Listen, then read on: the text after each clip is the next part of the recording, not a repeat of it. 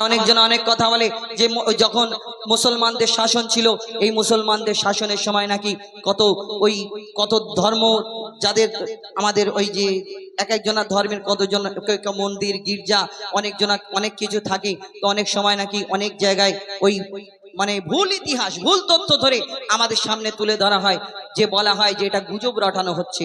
কিন্তু যদি এইরকম চিন্তা ভাবনা থাকতো 700 বছর শাসনে, তাহলে যদি এইরকম কোনো ব্যাপার থাকতো তাহলে একটাও মন্দির থাকতো না এই দুনিয়ায়।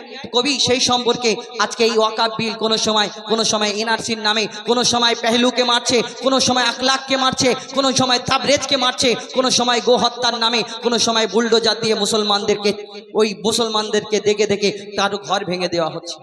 আমরা শুধু নিজেরা ফেরকা পারাস্তি করে করে পেরেশান, আমি ওই আর আমি ওই এই করে করে আমরা চিন্তা ভাবনা করি। কবি ছন্দের মাধ্যমে সেই সম্পর্কে কিছু কথা তুলে ধরেছে।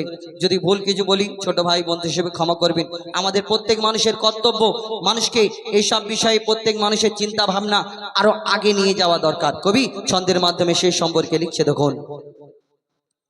मोहम्मद को बनाकर खुदा हम सब पर रहमत अता किया, मोहम्मद को बनाकर खुदा हम सब पर रहमत अता किया, जन्नत में जाने का खूबसूरत वसीला दिखा दिया, जन्नत में जाने का खूबसूरत वसीला दिखा दिया। कवि छंदेर माध्यमे अति मूल्यवान कथा लिखছে, দেখুন। সারা ভারত জুড়ে চলছে আজ সংগ্রাম, সারা ভারত জুড়ে চলছে আজ সংগ্রাম, আর সময় নেই হাতে এক হও মুসলমান। সারা ভারত জুড়ে চলছে আজ সংগ্রাম, আর সময় নেই হাতে এক হও মুসলমান।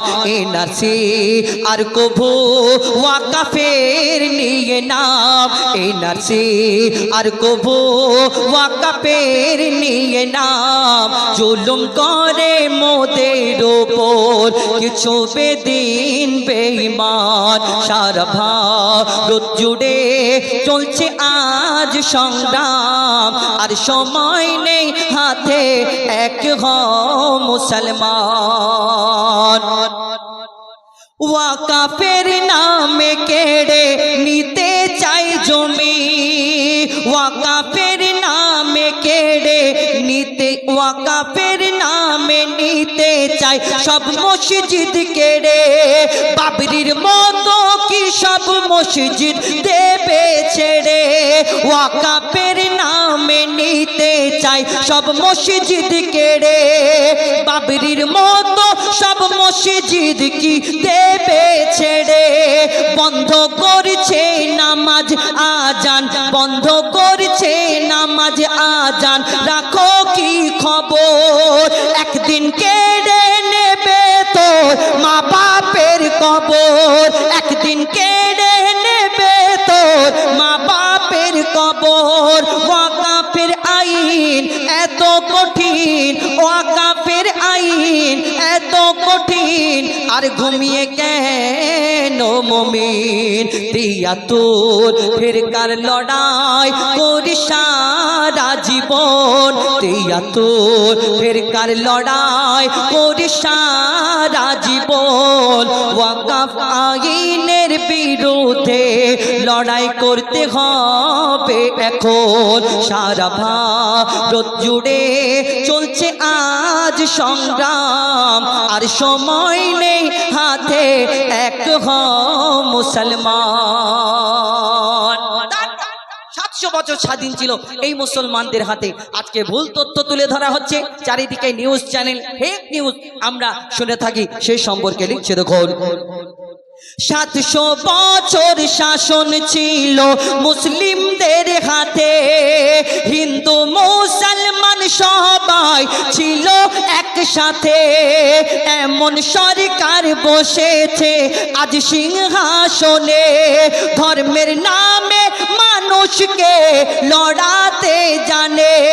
হিন্দু মুসলমান হও সাবধান, তবে বাঁচবে সোনার হিন্দুস্তান। ইংরেজের বিরুদ্ধে লড়াই ছিল যেমন, ইংরেজের বিরুদ্ধে লড়াই ছিল যেমন, এই শাসকের বিরুদ্ধে লড়াই করতে হবে এখন। সারা ভারত জুড়ে চলছে আজ সংগ্রাম, আর সময় নেই হাতে, এক হও মুসলমান।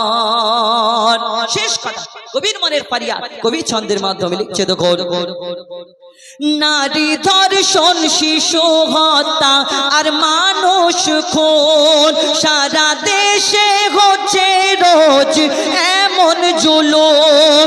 বোরখা দাড়ি টুপি দেখলে করে আক্রমণ, জানি না এই হিংসা শেষ হবে কখন।